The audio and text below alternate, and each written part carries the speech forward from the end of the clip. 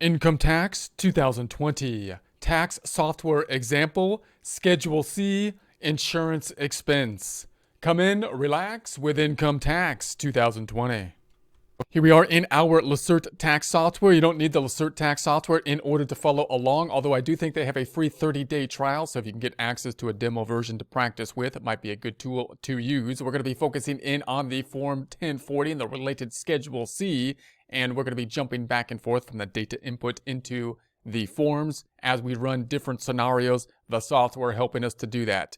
We have our starting scenario with Eric Smith living in Beverly Hills 90210, starting Schedule C that is flowing into the first page of the 1040 with the 100,000, basically the net income on the Schedule C flowing in here. We have half of the self-employment tax then being calculated up top at the 7,065, the above the line deduction, getting us to the adjusted gross income, 92,935, the standard deduction, 12,400. Then we have the qualified business income deduction currently at the 28,507, giving us the 64,428. Our focus here is going to be on Schedule C and deductions related to insurance items.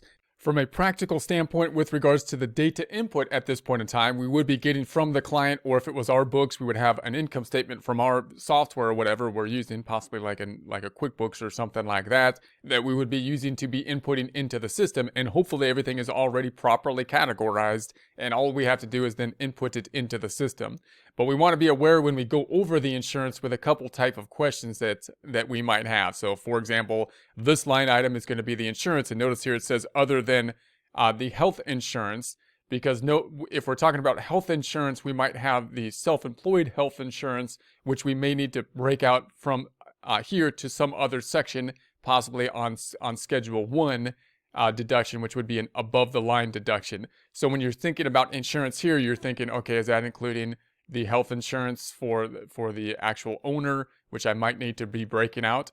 What should be included in this line item? You would think things like liability insurance would be included there. If the auto insurance is another one that could be a little bit confusing. If they own the car and they have the auto insurance on it, and the car was fully for business, and they're not using the mileage method, then you might include the insurance here, or you might include the insurance in the car and truck expenses as you do the data input there. If the car is used partially for business, or if you're using the mileage method, then again, you want to be careful here because you might be doubling up on the expenses for insurance. For example, if they have the auto insurance down here and you use the mileage method and you deducted the insurance up top, then you'd basically be doubling up possibly on the insurance that has been recorded. So you want to be careful on the auto insurance that might be included in here.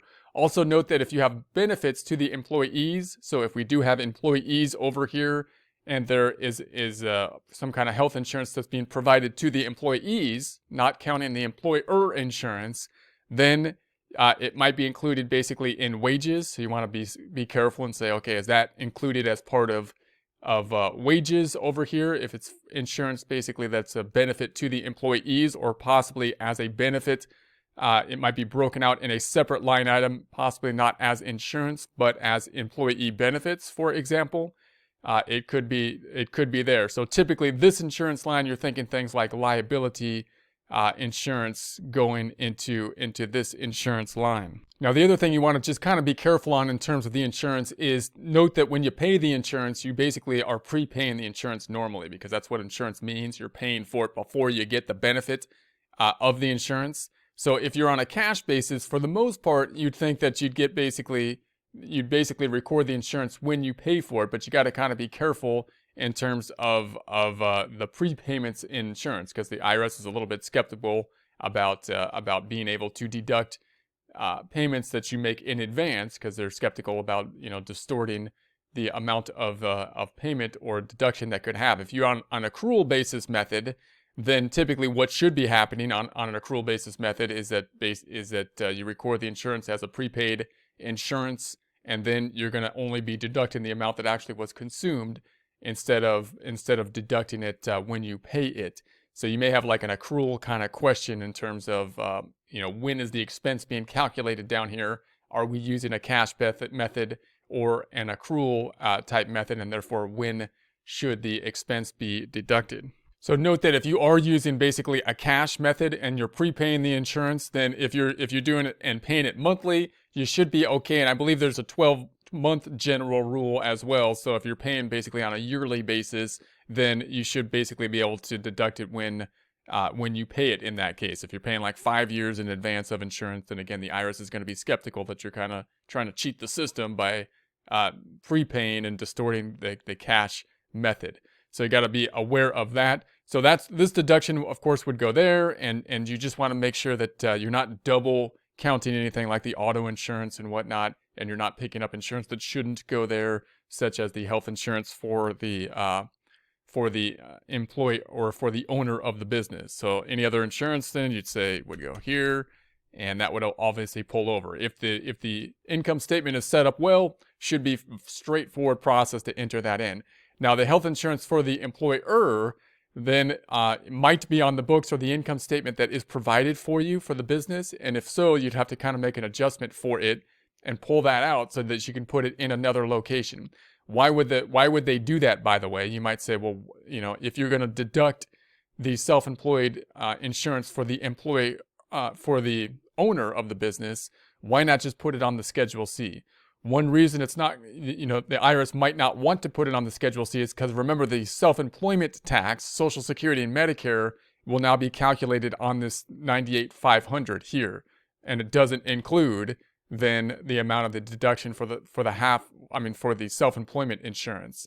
So, for example, the self-employment tax then is being calculated based on that number, right? And so then it's taxable then for self-employment, Social Security and Medicare, for the employer's Social Security and Medicare. And if I take the deduction up here, then on Schedule 1, then I'll be able to deduct it as an above-the-line deduction for federal income taxes, but I'll still be paying basically Social Security and Medicare on it. So that's one reason why they might, you know, have this difference in where you're going to make the deduction.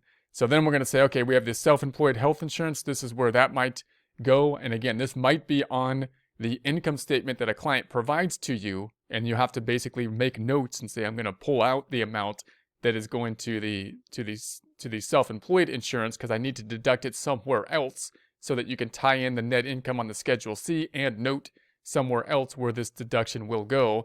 They may not give it to you, and then if they do not give it to you, you're going to have to ask them and say, okay, well, do you have insurance, and how are you insured? If they have like W-2 wages and they have a sole proprietor business, then it's likely that they have access to coverage for insurance through their employer, through their as a W-2 business, you know, as an employee, and therefore they wouldn't possibly have access, wouldn't be able to do the self-employed health insurance. If the sole proprietorship is their only business, then it's more likely they don't have any other access to insurance.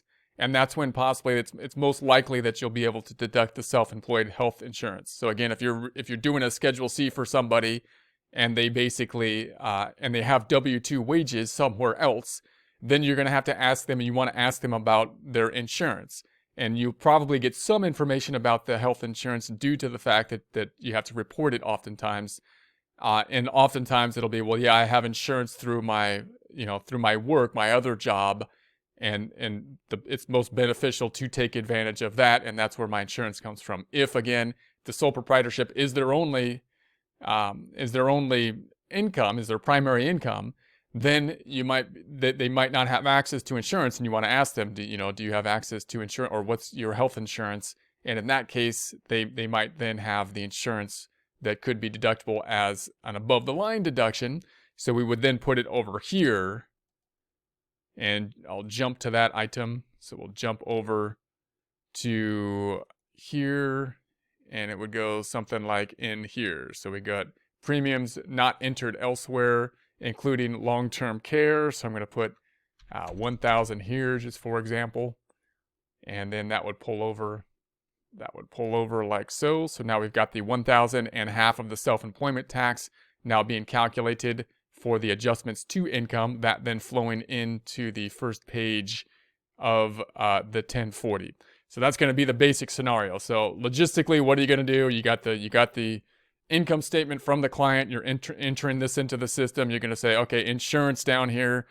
Is the item in the income statement including insurance that shouldn't go there, possibly auto insurance, which might go up top or might not be included if I'm using the mileage method, possibly health insurance, which if it was for the employer, then I need to make an adjustment here and not put it on the Schedule C, but rather possibly on Schedule 1.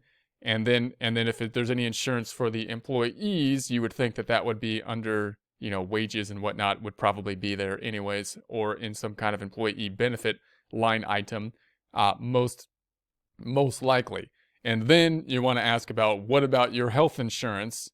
Since you have a Schedule C business, is it possible that we can basically deduct self-employed health insurance? If they have another W-2 income, then it's quite likely that they're getting their insurance through the employer because they have access to it through the employer, and therefore you wouldn't have a deduction because they'd be getting the benefits there. If they don't have access to something else, it's quite likely that they might have self-employed insurance, and therefore you would deduct that not here, but rather here on the Schedule 1. As you do so, you need to log this in on your notes. So you might have the income statement and simply jot down, if they included their own self-employment income, you'd have to make an adjustment so your net income ties out, and so you have notes in case of an audit. And then if they didn't include it in here, then you just want to ask them about it and make a note that it should be included in Schedule 1 up top, so that when you go back to your notes and you look at their data provided to you in the event of an audit, you can basically tie that out. You also could put it into an Excel worksheet, which we've gone over in other courses when we look at this in more detail, and we might take a look at that in example problems. But we do have courses on making a worksheet just to show the adjusting entries in a clear way, so that if someone audits, you can go back to them.